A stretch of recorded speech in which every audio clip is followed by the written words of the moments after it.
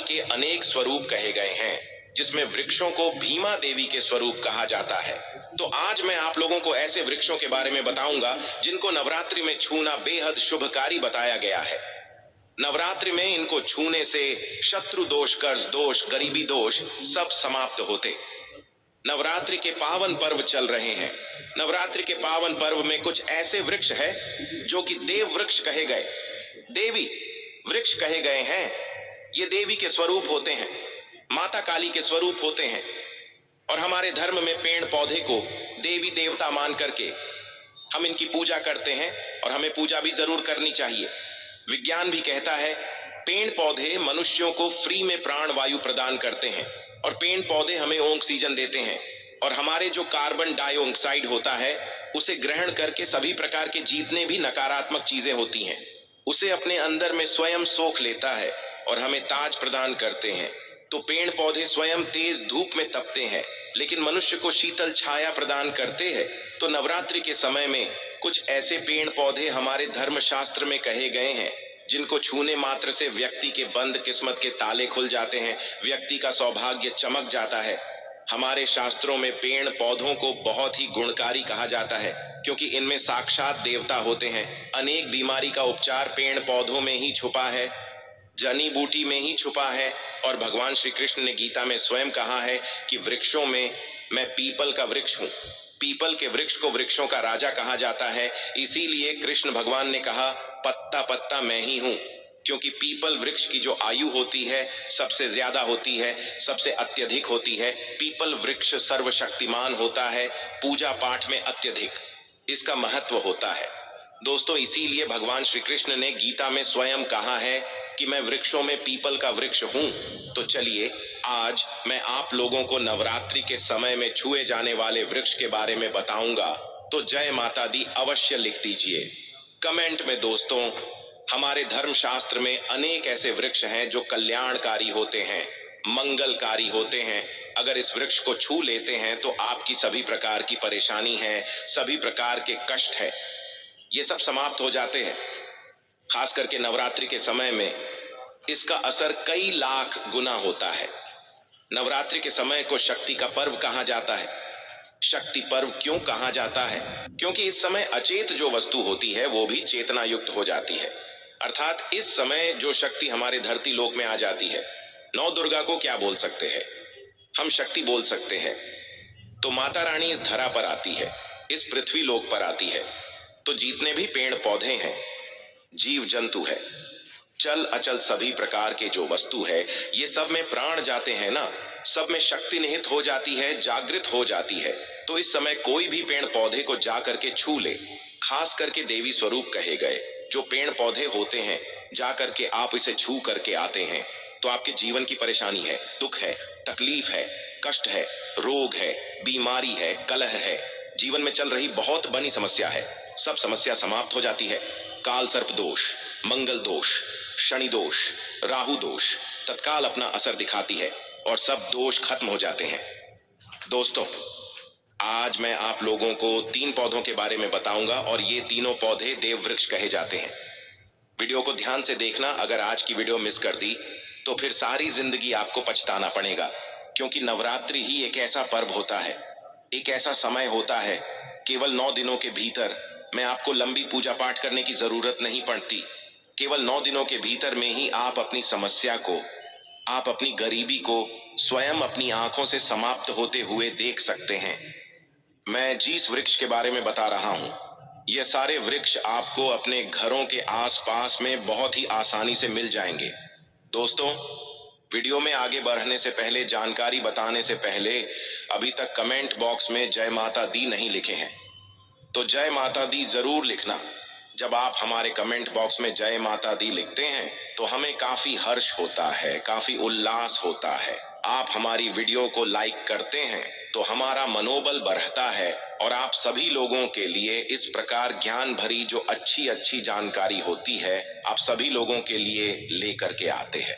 तो अगर आप इस प्रकार की जानकारी में इंटरेस्ट रखते हैं होते हैं, आप लोगों को मैं सरल से जो भी हमारे गुरुदेव ने हमें सिखाया है, जो उपाय बहुत ही सरल होते हैं, बहुत ही आसान होते हैं, और यह राम बाण की तरह काम करते हैं। जिस प्रकार प्रभु राम के जो बाण होते हैं छुंग होते हैं, उसी प्रकार मेरे वीडियो में बताए गए जो उपाय होते हैं अचूक होते हैं, कभी भी प्रभाव ही नहीं होते हैं। तो वीडियो को ध्यान से देखना।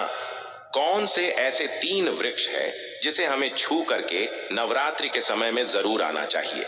एक खास बात सभी दर्शकों को बताना चाहूंगा, नवरात्रि के समय में जितना ज्यादा हो सके देव वृक्ष की पूजा जरूर करना। दोस्तों, देव वृक्ष में कई प्रकार के वृक्ष होते हैं। चलिए मैं आप लोगों को बताना चाहूंगा कौन से वृक्ष को छूने से हमारी गरीबी मिटती है। पहला जो वृक्ष है बेल का वृक्ष। जो बेल का वृक्ष है, यह वृक्ष माता पार्वती के पसीने से उत्पन्न हुआ है। स्कंद पुराण के अनुसार जो माता पार्वती हैं, यह देवी स्वरूप कही गई है, अर्थात ये नवदुर्गा के स्वरूप कही गई है। तो स्कंद पुराण की कथा में कहा गया है जो बेल का वृक्ष है माता पार्वती के पसीने से उत्पन्न हुआ है। इसकी डाली में पार्वती, जड़ में ब्रह्म, तने में विष्णु एवं समस्त जो हिस्से हैं उसमें भगवान शंकर जी बसते हैं। संध्या काल में शिव मंदिर के समीप या नौ दुर्गा मंदिर के समीप जो बेल के वृक्ष हैं, इसके नीचे में घी का दीपक जलाने से व्यक्ति धनवान, गुणवान एवं पराक्रमी बनता है। व्यक्ति के सभी प्रकार के मनोरथ की पूर्ति होती है। हमारे धर्मशास्त्र ये भी कहते हैं नवरात्रि के समय में अगर कोई भी व्यक्ति, जी हाँ, नवरात्रि के समय में अगर कोई भी व्यक्ति बेल के वृक्ष को माता नौ दुर्गा का ध्यान करते हुए 7 बार छू करके आ जाते हैं तो ऐसे व्यक्ति की तत्काल, अगर उपवास व्रत रखा है, ध्यान से सुनिएगा, जो लोग उपवास व्रत रखे हैं ऐसे व्यक्ति की थकान, सुस्ती तत्काल चली जाती है। ध्यान से सुनिए, जो व्यक्ति उपवास रखे हैं, व्रत रखे हैं, ऐसे व्यक्ति को नवरात्रि के समय में जितना ज्यादा हो सके संध्या काल में बेल के वृक्ष को जरूर छूना चाहिए। केवल आप ज्यादा नहीं छू सकते तो 7 बार छू करके जरूर आ जाना और बेल वृक्ष के नीचे में घी का दीपक जरूर जला देना। दोस्तों, घी का दीपक जलाते हैं तो इसके क्या फायदे मिलते हैं ये भी इस वीडियो में बताऊंगा। मैं सारी जानकारी इस वीडियो में विस्तार से बता रहा हूं, इसलिए आज की वीडियो थोड़ी बड़ी बन सकती है।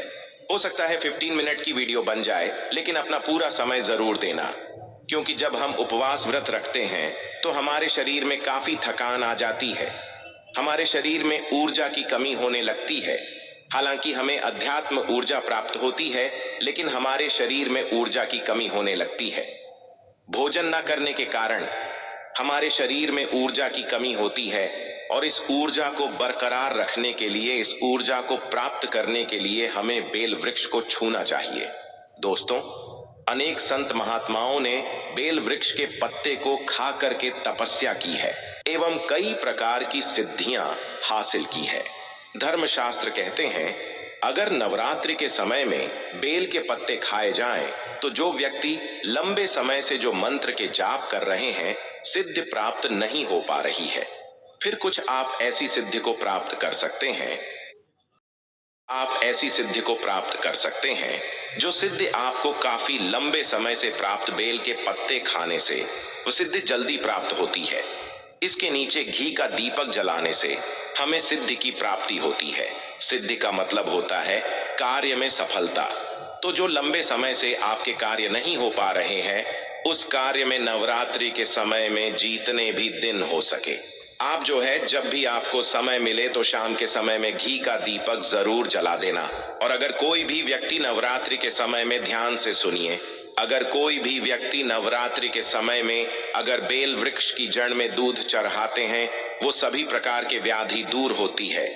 अगर सिंदूर युक्त गंगा जल चढ़ाते हैं तो व्यक्ति की गरीबी मिटती है। अगर तेल चढ़ाते हैं बेल वृक्ष के जड़ में तो सौभाग्य की प्राप्ति होती है। और अगर बेल के तीनों पत्तों में, दोस्तों ध्यान से सुनिए, त्रिदेवी कही गई है, जैसे कि महाकाली, महालक्ष्मी, महासरस्वती। तो अगर बेल के जो 3 पत्ते हैं महालक्ष्मी, महाकाली, महासरस्वती के स्वरूप कहे गए हैं, तो बेल के अगर तीनों पत्तों में ओम, दूसरे पत्ते में हरिओम को सिंदूर से लिख करके चढ़ाना होता है। सिंदूर से लिख करके चढ़ाया जाए तो तत्काल उसी समय मनोकामना की पूर्ति होती है, कार्य में सफलता मिलती है। कोई लंबे समय से आपकी मनोकामना हो, आप चाहते हैं वह मनोकामना पूर्ण हो जाए, तो यह उपाय अवश्य करिएगा। दोस्तों, इसकी जड़ में ध्यान से सुनिए, नवरात्रि के समय में इसकी जड़ में अगर तांबे की कोई भी रिंग होती है जिसे हम एक प्रकार के तांबे की जो धातु है, ये मंगल से जुड़ी हुई होती है। तो अगर नवरात्रि के समय में इसकी जड़ में तांबे की जो रिंग होती है, अंगूठी होती है, अगर आप 4 अंगुल खंड करके दबा करके आ जाते हैं, नवरात्रि भर इसे दबे रहने देना है। इसके बाद अगर आप पहन लेते हैं तो वह जागृत हो जाती है, क्योंकि जो बेल के वृक्ष हैं स्वयं जागृत कहे गए हैं, और नवरात्रि के समय में इसकी जो आवरा होती है, इसकी जो ऊर्जा होती है, अत्यधिक बढ़ जाती है। फिर अगर आप इस प्रकार की अंगूठी को पहनते हैं तो कभी भी आपको रक्त संबंधी समस्या नहीं आती, क्षणि का दोष नहीं सताता, राहु की पीड़ा नहीं सताती, और नौ दुर्गा की कृपा से सदैव आप सुरक्षित रहते हैं। ऐसे व्यक्ति की कभी भी अकाल मृत्यु नहीं होती। दोस्तों, मैं दूसरे पौधे के बारे में जो बता रहा हूं वह पौधा भी जान लीजिए। मैं जो दूसरे पौधे के बारे में बता रहा हूं यह शमी का वृक्ष है। शमी के वृक्ष को जगदम्बा के स्वरूप कहा गया है। जो शमी के वृक्ष हैं यह स्वयं जगदम्बा के स्वरूप है। इस पर स्वयं मां जगदम्बा स्वयं साक्षात विराजमान रहती है, और कोई भी व्यक्ति अगर संध्या काल में नवरात्रि के समय में इसके नीचे में धूप दीप जलाता है, धुआं दिखाता है, तो उनकी सभी प्रकार की परेशानी दूर होती है। धर्मशास्त्र कहते हैं अगर कोई भी व्यक्ति नवरात्रि के पूरे समय में हो सके, अगर आप एक दिन भी करना चाहते हैं तो आप ये उपाय एक दिन भी कर सकते हैं, पंचमी या सप्तमी के दिन कर सकते हैं। तो हमारे धर्मशास्त्र में कहा गया है अगर नवरात्रि के समय में लाल चूनी अगर कोई भी व्यक्ति मनोकामना बोलते हुए शमी के वृक्ष में बांधे तो वह मनोकामना की पूर्ति होती है। लाल चूनी अगर कोई भी महिला जाकर के बांधती हैं तो उन्हें सौभाग्य की प्राप्ति होती है, उसके पति की कभी भी अकाल मृत्यु नहीं होती। इसकी जड़ में सिंदूर डालने से व्यक्ति को आरोग्य की प्राप्ति होती है। जो लोग लंबे समय से बीमार पड़े हैं, ऐसे व्यक्ति के जो घर में रहने वाले सदस्य हैं, तो वह लोग जो बीमार पड़े हैं उनके शरीर से 7 बार सिंदूर को उतारा करके शमी की जड़ में डाल सकते हैं, तो उनके रोग जल्दी ठीक हो जाएंगे। जो लोग लंबे समय से बीमार पड़े हैं या फिर आप बीमारी से बचना चाहते हैं, निरोग रहना चाहते हैं, तो इसकी जड़ में सिंदूर जरूर डाल देना। मनोकामना पूर्ति करने के लिए मैं एक मंत्र बता रहा हूं। इस मंत्र को बोलते हुए शमी के वृक्ष को छूना है। इस मंत्र को बोलते हुए शमी के वृक्ष को छूना है। आप तत्काल नवरात्र के समय में इसका रिजल्ट देखना। जैसे ही नवरात्रि समाप्त होगा, आपकी जो मनोकामना है उसकी पूर्ति हो जाएगी। आपकी जो दरिद्रता है वह दरिद्रता समाप्त हो जाएगी। तो मंत्र कौन सा है? तो आपको बोलना है मम्मन और थे पूरे मम दरिद्र नाश। यह मंत्र आपको बोलना है। ये मंत्र बोलते शमी के वृक्ष को छूना है। सभी प्रकार के आपके मनोरथ की पूर्ति होगी। आपकी जो दरिद्रता है, दरिद्रता समाप्त हो जाएगी। 2 मंत्र हो जाएगी, या आपको छूते हुए बोलना है। आप चाहते हो तो नवरात्रि के समय में मौली धागे भी शमी के वृक्ष पर बांध सकते हो। अधिकतर लोग मौली धागे बांधते हैं।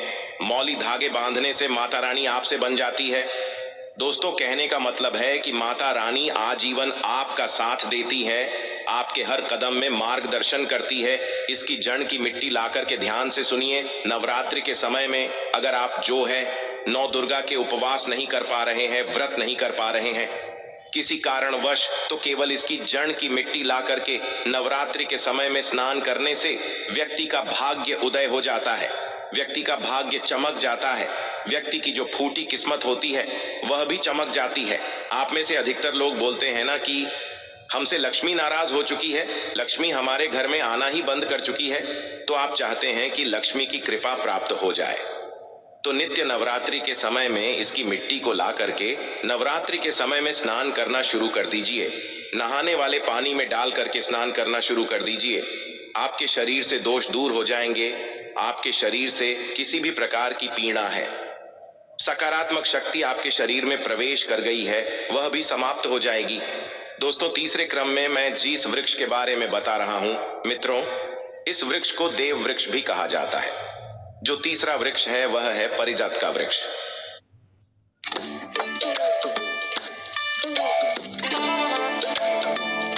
$1,30,000 and senior regional manager. Happy? Indeed.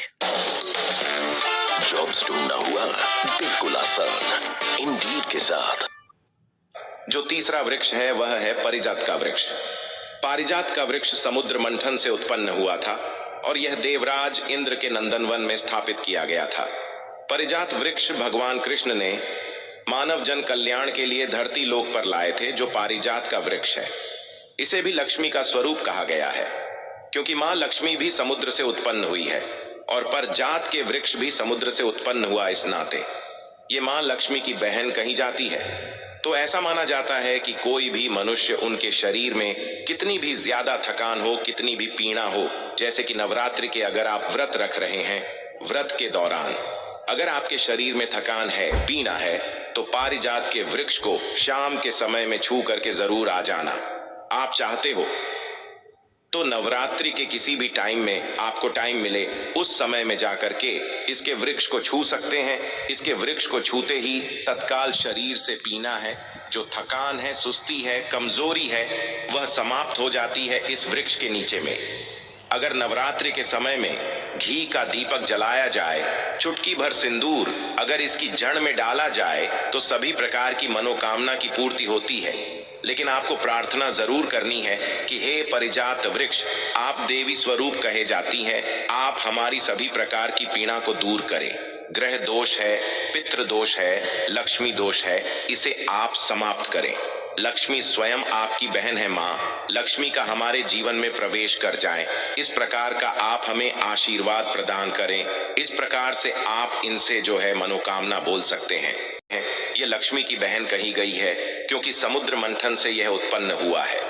तो अगर आप भी जल्द धनवान बनना चाहते हैं, आपके जीवन में कोई कामना है, कोई कामना अधूरी रह गई है, तो हमने 3 वृक्ष के बारे में बताया है। इन 3 वृक्ष को नवरात्रि के समय में छूना शुरू कर सकते हैं।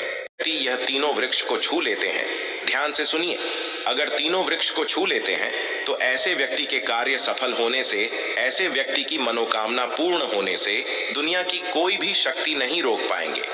मनो करने के लिए, कार्य में प्रगति प्राप्त करने के लिए, अपनी किस्मत को चमकाने के लिए, सोए हुए भाग्य को जागृत करने के लिए नवरात्रि में ये उपाय जरूर